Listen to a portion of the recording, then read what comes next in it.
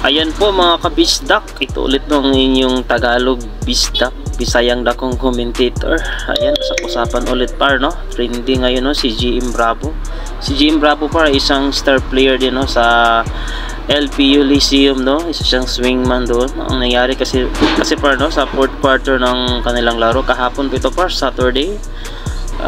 Caused by an accidental head collision par no, o yung tinatawag natin na pag-uumpugan par, or sa Bisaya pa par, kumbaga nagkahidbatan sila par ba, mga nasango bitaw par, mura siya boxing bitaw par, nga naigo na knockdown par ba, nga nag-blackout totally ang yung pananaw sa mga nga non-conscious na sa mga pila ka minuto par, mga nga par, yung mga coach par no, lalo na yung coach talagang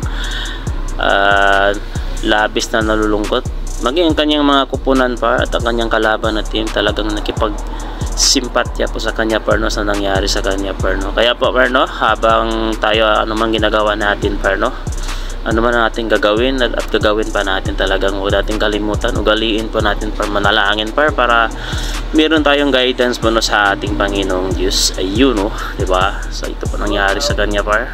At ito par no, talagang inano siya sa stretcher, talagang dinala siya par sa pagamutan par no. At kaya mo yan no, kaya mo yan Idol JM no, kaya mo yan. At pagaling ka lang at sigurado no, tiyak makalaro ka ulit.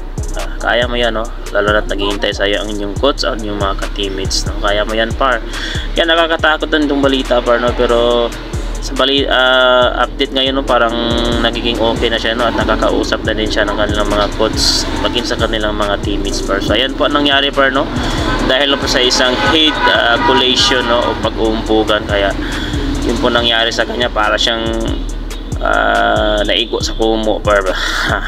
Mga nadiha di ba par, nga na ba siya naigo sa kumo, bitang grabe ka kusog sa mga nitabo. So ayan, good luck sa iyo par, good luck sa iyo Jane.